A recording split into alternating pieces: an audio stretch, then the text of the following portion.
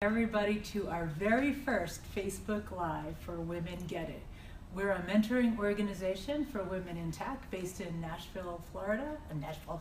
Sorry, Tennessee. Where have you been? My mind's on my trip to Florida. Sorry. And we're coming from the Nashville Technology Council, who just happened to decorate to match our shirts. So I think it's great that they're not only giving us a place to host us, but decorating to suit us. But we're so excited to be here with you guys. And what we intend to do and why we're doing this is we've received so many questions from the women in our organization who are looking for help, whether it's looking for jobs or for networking or just how to build up their own confidence. And so what we're doing today is I'm going to introduce you to some really smart ladies who are going to help address your questions and talk to you about branding, networking, and interviewing. So to my immediate right is Beth McCart, who is the co-founder of Women Get It. She and I started this organization about a year and a half ago now. Yep, about a year and a half. And Stacy Daniel, who joined us just a few short months after that and has been part of our board and helping us. And so welcome to all of you guys, and we're really excited to be here to support you. Thanks, Karen.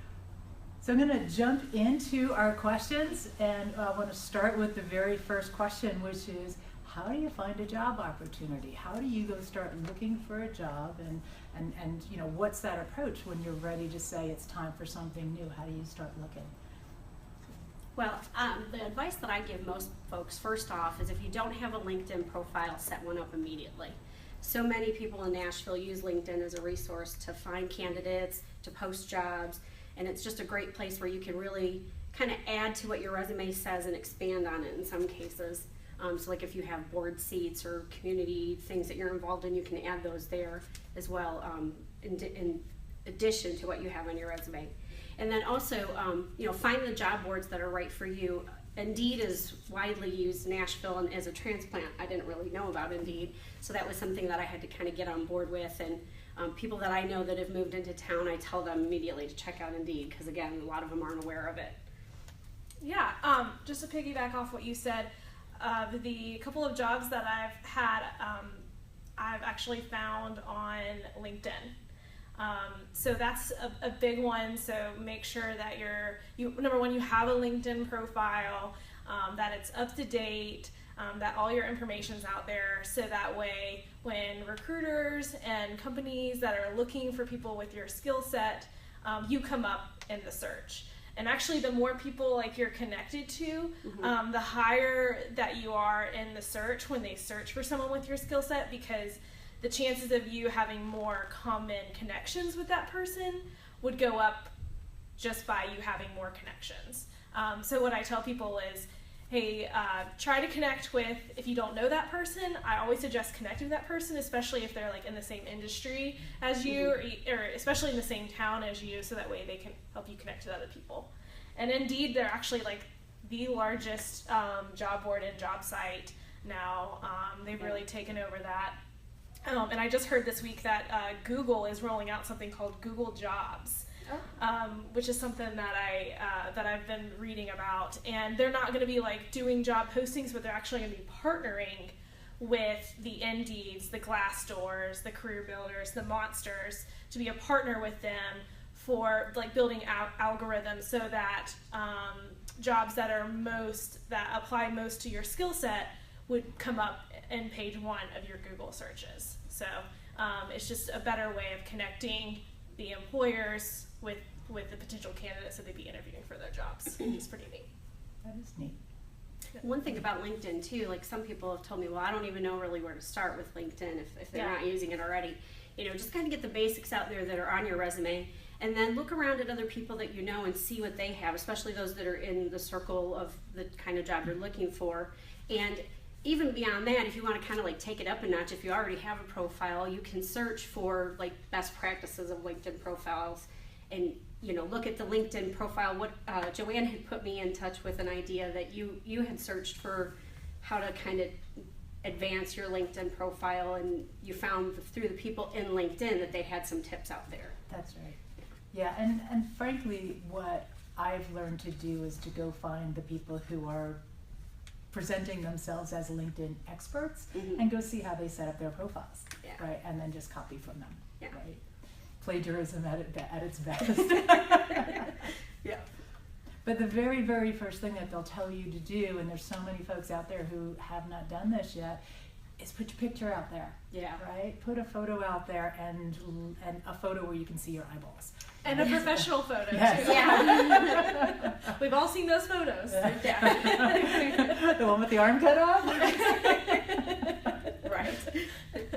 Exactly. Yeah, I always tell people it's like Facebook for professionals. Don't right. make it like, you at the water park. It's supposed to be a business Right. representation of yourself.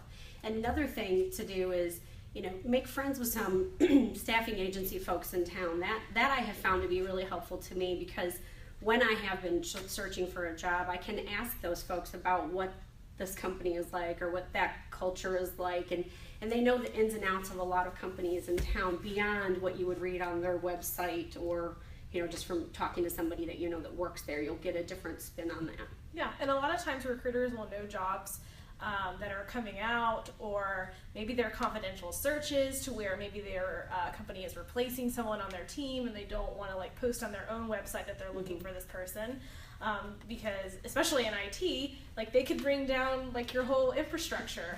So that is a huge security concern for a lot of companies, which is why they do utilize agencies to backfill some key positions. Yeah, that really goes to my last point about networking, just kind of knowing people and being able to network and ask, do you know anyone that's looking for my skills? Or, if you're trying to help somebody, just having a network of people that you can go to. Yeah, absolutely. I think that was the second question. Yeah, right, let's Joanne? talk about networking, because networking is a big deal, right? Especially folks who are in tech, usually are introverted, usually would prefer to work on something on their computer, on their keyboard, and not get out to a room full of strangers. So how do you approach networking, and is it really as important as they say it is? Yeah, I would say go to events where there'll be value for you in terms of knowledge. So if you're interested in something, you'll have like-minded people there, and networking is awkward. You're going up to someone and you're like, hi, I've never met you before and I'm not stalking you, but I'd like to say hello and introduce myself. And I know a lot of people aren't comfortable with that, so I always tell people just show up and be present and bring a friend. A lot of times that can help you get over the going up to someone. If someone's with you, it can help you get over that just awkwardness of going to an event. Yeah, you have to be specific in the events that you're going to. As we've seen Nashville grow, and it will continue to do so, the opportunities for networking just are amazing. There are so many different organizations and groups getting together, so you have to be specific to guard your time. So make sure that you're pointed in what you're going to, and that, again, you are going to the events that have the people that you're wanting to connect with very specifically. Yeah, and how to find out about networking events. Meetup.com is a really good website for those types of things. I know just basically just Googling what you're looking for or what you're interested in typically comes up with stuff. Or a lot of times, we're very lucky to have the Nashville Tech Council here in town, and they have a website with all the local tech events that are going on. So a lot of cities, you'll have someone like that will post events too. And if you don't, go out and create one. Create a community around that and get communication going and grow your network that way would be a great opportunity to do that. I think one big point to make is don't wait until you need to network to network. Yeah. Don't wait till you're looking for a job. Networking is important all the time. And if you find that job, don't stop networking. Yeah. Because there may come a day when you need to look again, and you don't want to have been cold on the scene for 2 years and then be coming back in and reaching out, because people know, they recognize, haven't heard from this guy in 3 years. Now all of a sudden he wants to talk to me. Oh, and by the way, I noticed he's seeking opportunities. Right. Yeah, you just seem disingenuous, and a lot of people who network, obviously there's going to be underlying things of what you want to talk to that person about, but at the end of the day, you are there to connect with people and build relationships with people, and you might not need them right now, but you don't know if you need them 3 years from now. Right. So it's really important, not only do you connect with those people at these events, but also keep up with those relationships. That way you're not going in cold when you actually need that person. Yeah, my last 2 jobs I found specifically through my network of contacts, and I didn't really, in one case I didn't even say that I was looking. I just had someone that thought I might be looking reach out to me and say, hey, there's this opportunity. And then the last time I just kind of poked around and had coffee with folks because I had time, I was in between things, and through that network I got to my current position. Yep. I think the one thing though about networking that we all need to remember is that you have to go and build a network where you're giving first, right? If you show up just looking for what someone else can do for you, where you haven't already built up that capital, that political capital with that individual, that's when, like people who come to our events and we haven't seen or heard from them in months and months and months because they've working, now they need a job and they show up, I'm like, where you been? Or they stop coming because they did get a job, exactly, right? Yeah. So think about it that way, that you're actually building up your own capital by giving to your network first before you take. Yeah, it's kind of like the deposit versus like withdrawal thing. Make sure you deposit before you have withdrawals. Or it doesn't work, right? It doesn't work. I wish it would. Yeah, my bank would not be too happy with me. Yeah, but yeah, connect the dots when you're at networking events, and if you see someone that that is looking for a certain thing or like why they're there, and then you talk to someone else that might be looking for that person, like make sure you introduce those people. And I always think of like karma. What you put out there is going to come back to you, and it's going to be a good thing if you play it that way. So let's move on. So we've said now, here's how you find a job, here's how you build some networking to talk about potential opportunities. So let's say you get an interview, right? And if you haven't interviewed in a long time, you're nervous, you're trying to figure out how do you prepare for it. So what advice do you have for someone who's about to go on an interview to help them build up their confidence? I'll take that, yeah.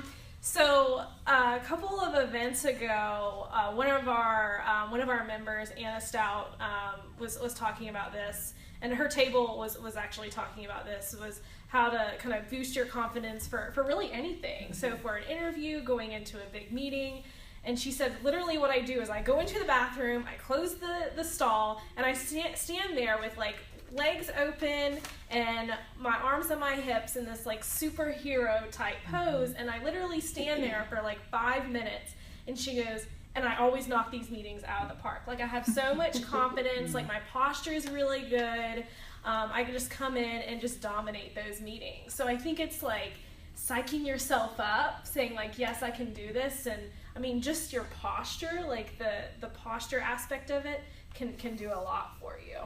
Yeah, and I always try to remember that I'm not the only one doing this, and the more relaxed I am about it, the easier it will be for me. Yeah. So, when I was first chair in band years and years back, I always did really great on our little pop playing test, and the girl next to me was like, "You're always first chair, I can never get past you." And I said, "Well, you get really nervous," and I just try not to. I try to remember that everybody has to do the test. So that's one thing that kind of mentally I get myself prepared in that way. And always remember what you bring to the table. It's kind of, especially if you're making a transition and going to an interview of that nature, you really do have some nerves about it. But you are bringing a lot of skills to the table, and you need to focus on those and be confident in those. There are some things that you're not going to know or maybe be able to answer, especially in a transition interview, but really focus on the things that you do know and that you're willing to learn, and try to answer all the questions. And it's okay to not know the exact answer, but to be able to talk through it. Yeah, and I think the underlying theme is like prep. Yeah. Right? Like, you're not going to be very confident if you're just winging it. Yeah. So make sure that that your dress is key, right? We all feel better when we're in a more formal attire. We feel more formal and more confident than we are rolling out of bed in our PJs, right? And then also make sure you have you do research on the company that you're looking at, and also that you have questions prepared at the end.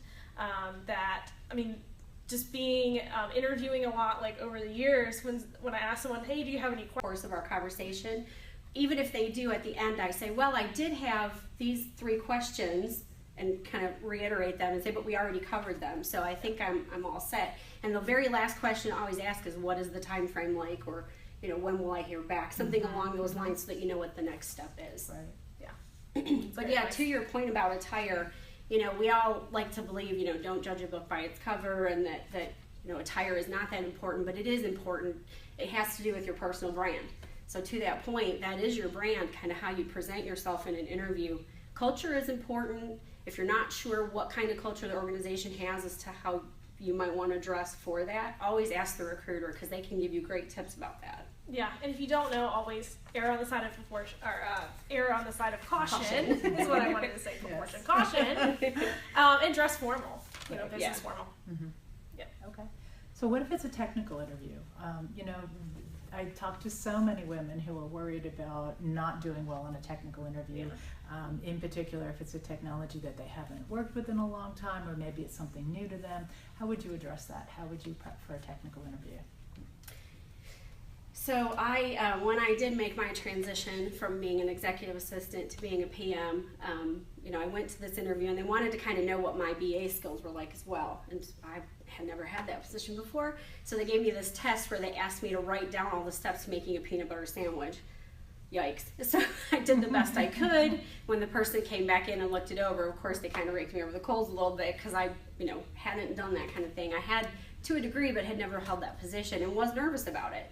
And, I just talked through the situation with the lady and said that, I hadn't thought about it exactly from that perspective because of nerves, but I have, and then I gave examples of the ways that I have handled that kind of scenario in real life. And, just being able to say, like, I haven't actually had a technical interview of this nature, and talk through it with her helped. Yeah. And what I would say, too, is don't act like you know it if you don't. Mm-hmm. Right. And if you don't know the answer to the question, say it. Say, hey, I don't know the answer to that question, but here's how I would go find out the answer. Here's how I would look online, or pick up a textbook, or pick up the phone and go give my mentor a call about how to walk through this problem. Don't just end it with I don't know and let's move on to the next question. Talk about your problem solving skills and how you would actually accomplish that. A lot of it is that they want to see how you do under pressure. How do you think through it? It's kind of like that crazy manhole cover question that you get sometimes, that really weird random interview question. The Google question. Yeah, they want to make sure that you're gonna try. Yeah, absolutely. Okay, so I think really what you're saying is to go in, present your best self. Don't try to be something you're not, but come prepared, come dressed for the interview, come prepared to sell yourself, but not to oversell and be somebody you're not, right? Yes. Yeah. A good way to put it. Yeah. So, awesome. So I think we had a question too, right, Amanda? Yeah, Destiny wants to know, which staffing firms do you think are the most respected in the Nashville technology space? Okay. It depends, I think, just from my personal experience. It depends on what you're looking for. Are you looking for quantity or quality? Are you looking for just Nashville or beyond Nashville? There is a difference in recruiting firms based on that. And then I'll let you talk, because you're the expert there. Yeah, so I do corporate recruiting now, but did come from an agency world. Used to work for Relish Technologies. They're based out of Atlanta, but do have a Nashville presence. And my recruiters that I worked with always provided great quality people. Experis is another company that I've worked with before in the past, and they have great folks over there. So yeah, there's a lot of good companies, but what I would say is ask around, especially there's a couple of boutique ones around. So based upon your skill set, and what job openings that they have, just ask around to your peers of who's placed them in previous companies, or who they know at those different agencies, because it is really hard to find a good recruiter, but once you find one, keep that relationship with them for sure. Yeah, there is something to be said too for knowing what agencies work with which companies. If you can find that out, that'll help as well, because some of the bigger players in town, they only work with certain staffing companies. Correct. Yeah. I did want to give a shout out to Jennifer. She's watching from Las Vegas. Cool. Hi, Jennifer. Hi, Jennifer. She said she'd love to see a similar organization here in Vegas. Until then, she'll be watching us from afar. Oh, So thanks. I just wanted to give her a shout out. That's fabulous. Yeah, so it's definitely in our long-term plans for us to expand. Women Get It has been going on for about 1.5 years here in Nashville. We just wanted to really make sure we got this program right, the pilot right before we started expanding to new cities. But we've grown so much. We're 300 plus members now in Nashville, and I mean we want to reach for the moon. We want to do it all. So Vegas, we're coming for you. Yeah, we've had a couple of cities, people in different cities approaching us, so we really have to figure out how to make that happen. Yeah, I had someone in Australia reach out to me last night. It's 3 a.m. in Australia, but I'll be watching the next day, so that's awesome to hear. Yeah, it's hear fabulous. and see. But it speaks to the need, right? So that we are women in tech, and you know the numbers aren't. We all know the numbers aren't what we want them to be. So it's up to us to help each other, regardless of where we are in the world. Right, so just remember we're one community. Even if you can't come visit us in Nashville, we're still online, on social media, and maybe that's a good segue to find us there. Find us on any social media platform that you prefer, Instagram, Facebook, Twitter, we're on all of them. Please come connect with us, be part of us. On Facebook here, if you have additional questions you'd like us to address in future episodes of our Facebook Live, please put them out there, because that's what we're here for. We're here to help and support and to mentor, and if we don't know the answers, we've got access to lots of women who do, so we'll pull in the help that we need. Yeah, and also subscribe to our emails too, and a lot of it is Nashville related content, but our Facebook Live and other events that we can kind of scale out from a national perspective and a world perspective for that matter. We'll come through there, so that's another way to stay connected with us. Yeah. And for our Nashville people, our next meeting is June 8th. Yep. It will be at Industrious Nashville. We're sponsored by Ackland Avenue, so let's give them a shout out. Yeah. And we're looking forward to seeing you all on June 8th. Yes, and we will be selling t-shirts. Our fabulous t-shirts. Our fabulous t-shirts at the meeting. So they're going to be on sale for $20. They are limited edition, so make sure you bring cash or check, or if you have Venmo, we can do Venmo. So just make sure that you're aware of that as well. All right, we have one more question. One more question. Christina wants to know, when looking for a remote job, how can you make your case for a hesitant employer? I work for an employer where remote work is out of the question. Right. So yeah, I would say that to let them know that you do have experience working from home and have been successful working from home. And maybe even provide references from former managers that have managed you from a remote opportunity. And then also be transparent with your working environment. I think employers think that you have kids or pets running around, you don't have a dedicated space, you're working from your kitchen table. So let them know hey, closed doors, I'm in my room or I'm in my office working, I have a dedicated space. I think it's a way to alleviate those kind of concerns. Cool. Okay, any other questions? Is that it? Nope. That's it. All right, thanks All right, guys. thanks everybody. Take care. Bye. Bye.